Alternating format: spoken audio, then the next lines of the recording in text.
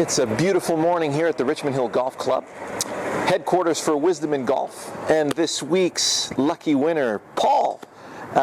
You'll see has a fabulous swing, great setup, doing so many things right. There's just a couple of things that we need to really, confirm and tweak. Okay, so number one, you'll notice when he's taking his grip, the physical makeup of his hands on the club, ideal, just beautiful, except that the grip-club relationship is still a little too open, okay?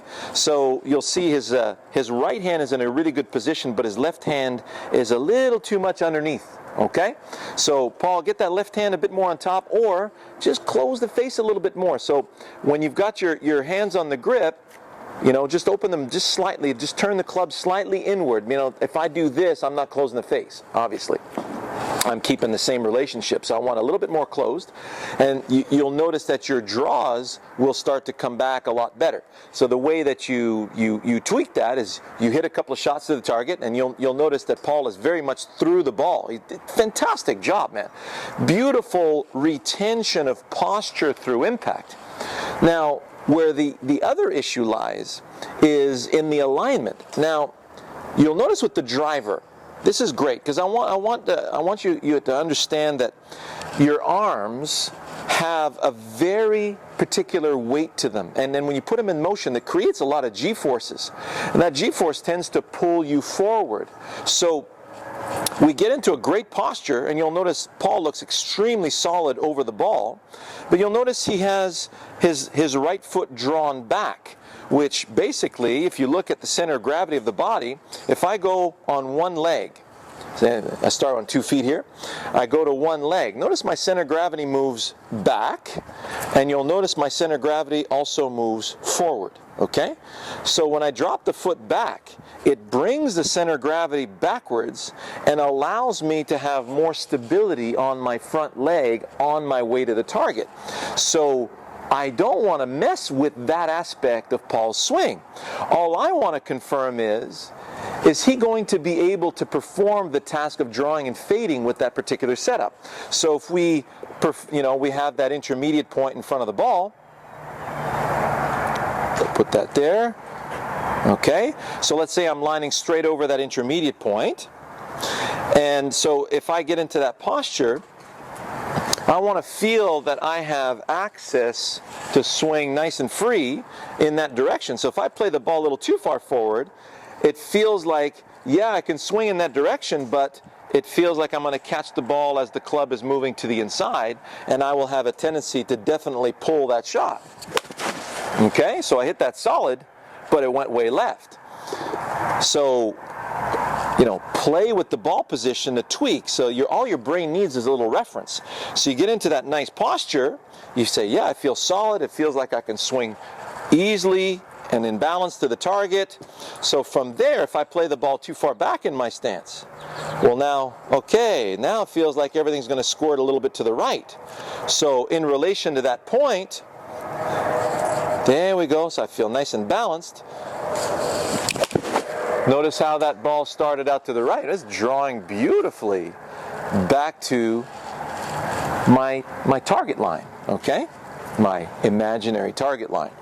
So if I wanted to perform that draw again, well, okay, that would be definitely way too far back. Now it feels it's going to go way out there.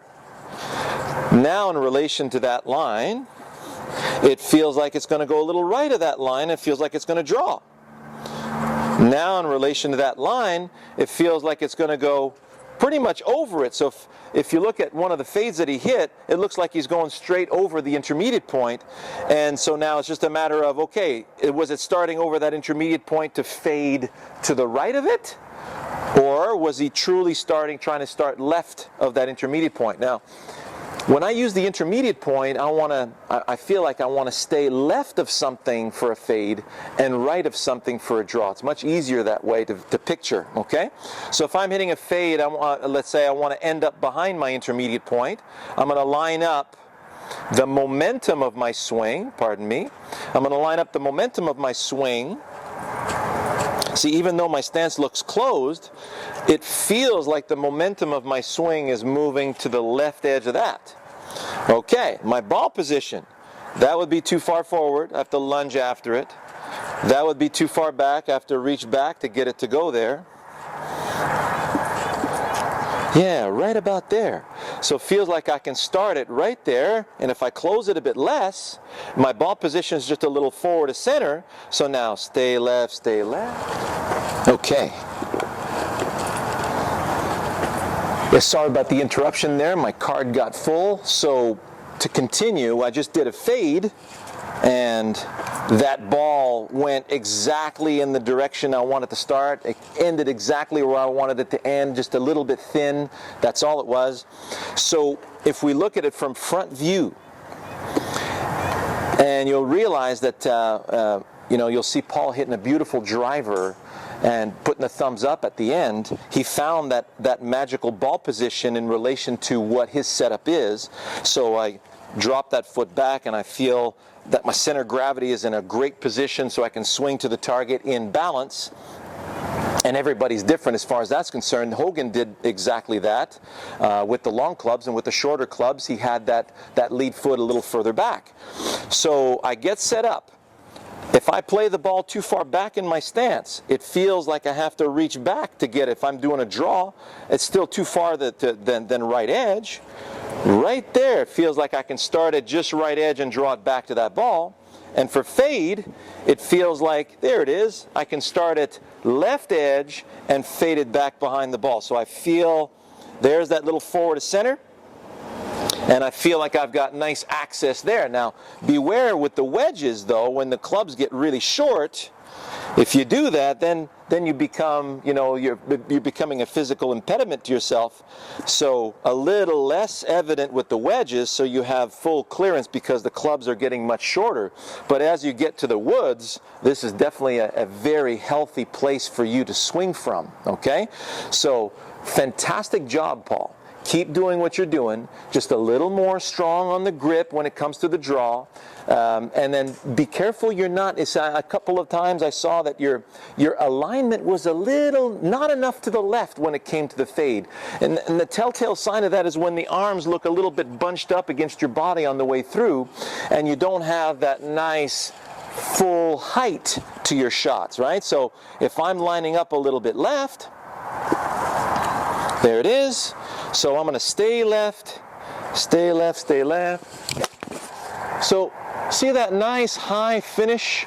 That came right back. That was flush. Wow, that's so much fun. So I stay left of the intermediate point, stay left of the intermediate point, and look at the height I have on that finish. So it shouldn't feel bunched up. If it feels bunched up, then that means that your alignment was still a little too far right for that fade. Okay, so keep your eye on that. Your grip. And then continue to tweak. And always, you guys, your brain just needs a reference. Give it what would be too much on one side and then too much on the other, and find the one in between. Whether it's with the distance between you and the ball, I can't get there, so I feel like I'm going to lose my balance. If I'm over here, I feel like I don't have any clearance if I'm over here. And from over here, it feels like, yeah, I've got some nice clearance in both directions, and it feels like I can stay in balance. That ball position allows me to hit the fade. No, I'm going to have to reach back to hit the fade. No good.